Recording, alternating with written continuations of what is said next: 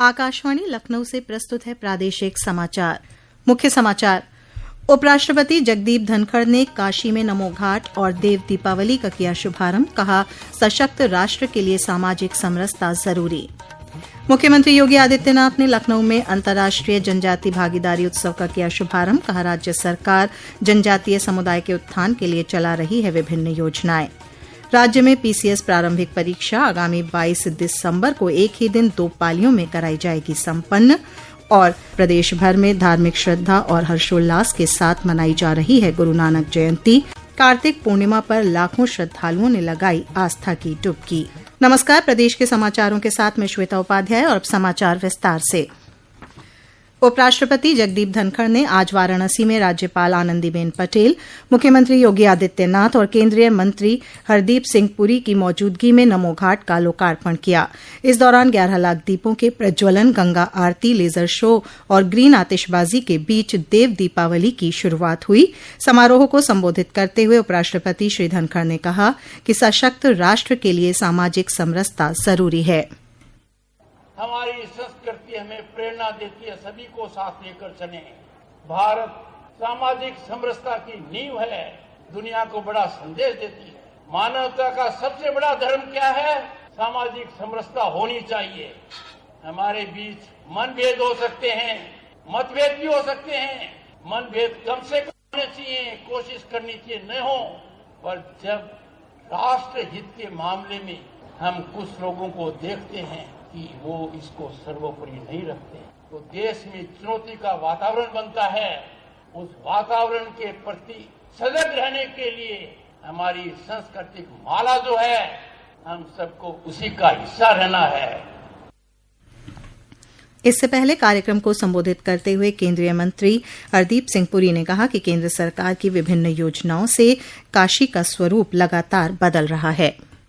भारत की प्राचीन सभ्यता में काशी का एक विशेष स्थान है।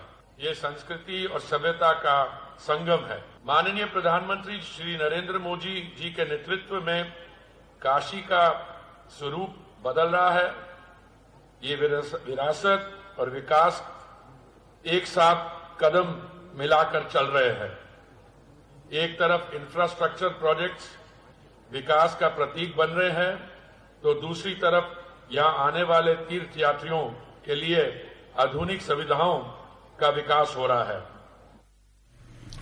इस अवसर पर राज्य मंत्री रविन्द्र जायसवाल और दयाशंकर मिश्र दयालु सहित क्षेत्रीय जनप्रतिनिधि और गणमान्य लोग मौजूद थे। नमो घाट पर्यटकों के लिए नया आकर्षण का केंद्र बन गया है और 75 फीट ऊंचा नमस्ते स्कल्पचर गंगा किनारे का मुख्य आकर्षण बना हुआ है।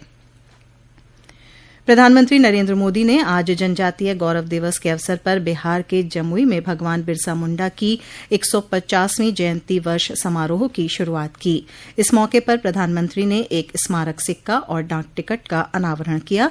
इस अवसर पर श्री मोदी ने ग्रामीण और दूर दराज के इलाकों में जनजातीय समुदायों के विकास के लिए 6,640 करोड़ रुपए से अधिक की विकास परियोजनाओं का लोकार्पण और शिलान्यास भी किया। इस अवसर पर प्रधानमंत्री ने बिरसा मुंडा के योगदान और बलिदान के प्रति श्रद्धांजलि अर्पित करते हुए कहा कि देश की आजादी और जनजाति गौरव के लिए यह सदैव याद किए जाएंगे। उन्होंने कहा कि 60,000 से अधिक आदिवासी गांवों के विकास के लिए सरकार ने एक विशेष अभियान शुरू किया है। इधर मुख्यमंत्री योगी आदित्यनाथ ने आज लखनऊ में भगवान बिरसा मुंडा की 150वीं जयंती के अवसर पर आयोजित अंतर्राष्ट्रीय जनजाति भागीदारी उत्सव का शुभारंभ किया। इस मौके पर श्री योगी ने कहा कि भगवान बिरसा मुंडा ने देश की आजादी और जनजातीय समुदाय के विकास में महत्वपूर्ण भूमिका निभाई। बिरसा मुंडा और जनजाति समुदाय के बलिदान को भुलाया नहीं जा सकता। मुख्यमंत्री ने जनजातीय समुदाय के उत्थान का जिक्र करते हुए कहा कि राज्य में समुदाय के सर्वांगीण विकास के लिए विभिन्न योजनाएं चलाई जा रही हैं। योजनाओं से उन्हें संतृप्त करने के लिए जो अभियान हम लोगों ने 2017-18 में प्रारंभ किया था, आज वह पूरी गति के साथ आगे बढ़ रहा है। उत्तर प्रदेश के अंदर लगभग 11 जनपद ऐसे हैं जहां पर जनजातीय समुदाय रहता है। उन्हें समाज के साथ लोक कल्याणकारी योजनाओं से जोड़ने के भी कार्यक्रम चल रहे हैं।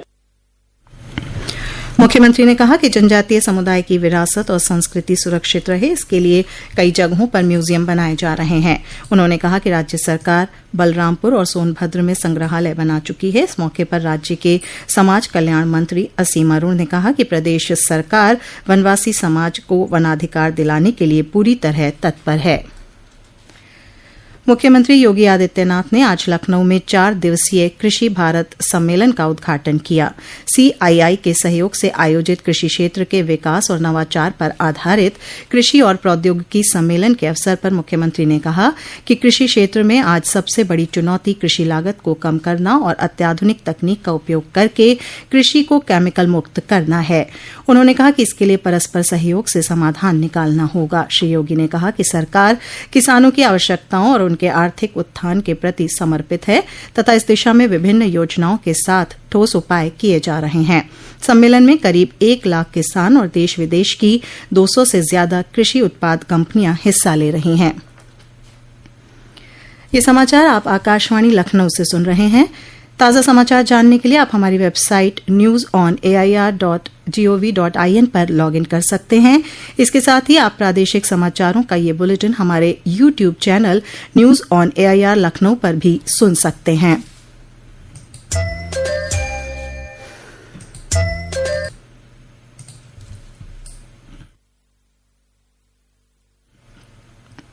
उत्तर प्रदेश लोक सेवा आयोग द्वारा PCS प्रारंभिक परीक्षा आगामी 22 दिसंबर को एक ही दिन में 2 पालियों में आयोजित की जाएगी। आयोग के अनुसचिव ओमकार नाथ सिंह ने बताया कि राज्य सरकार ने यह फैसला प्रतियोगी छात्रों की मांग को ध्यान में रखते हुए किया है।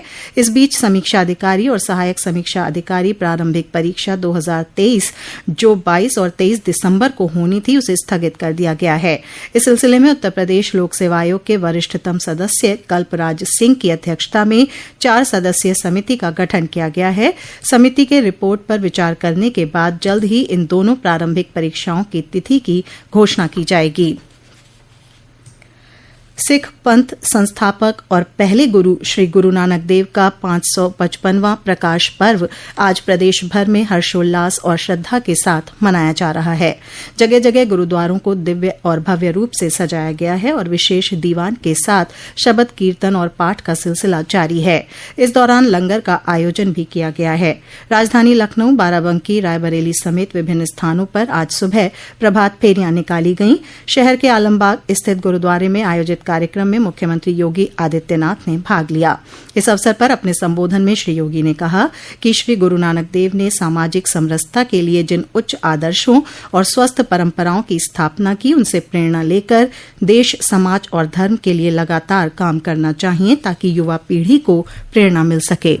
हम लोगों ने गुरु गोविंद सिंह जी महाराज के 4 साहिबजादों की स्मृति को वीर बाल दिवस के रूप में मनाने का जो कार्यक्रम आगे बढ़ाया, आज प्रधानमंत्री मोदी जी ने 26 दिसंबर की तिथि को पूरे देश के अंदर वीर बाल दिवस के रूप में मनाने के लिए एक राष्ट्रव्यापी कार्यक्रम की घोषणा की है और इससे उन साहिबजादों के साथ साथ आज की युवा पीढ़ी को भी देश और धर्म के लिए एक नई प्रेरणा प्राप्त हो रही है। आज कार्तिक पूर्णिमा के अवसर पर प्रदेश भर में लाखों श्रद्धालु प्रमुख नदियों में आस्था की डुबकी लगा रहे हैं। अयोध्या में कार्तिक पूर्णिमा मेले के आखिरी चरण के मुख्य स्नान में बड़ी संख्या में श्रद्धालु सरयू नदी में स्नान कर धार्मिक अनुष्ठान पूरे कर रहे हैं। पूर्णिमा स्नान के साथ ही महीने भर से यहां ठहरे कल्पवासियों के वापसी का क्रम भी शुरू हो गया है। वाराणसी, प्रयागराज, उन्नाव, रायबरेली, भदोही और हापुड़ के विभिन्न गंगा घाटों, बलिया में गंगा तमसा तट और बलरामपुर में राप्ती नदी के घाटों पर लाखों लोगों ने आस्था की डुबकी लगाई और भगवान सूर्य को अर्घ्य देकर दान पुण्य किया। इस दौरान श्रद्धालुओं ने परिवार की सुख शांति के लिए कामना की।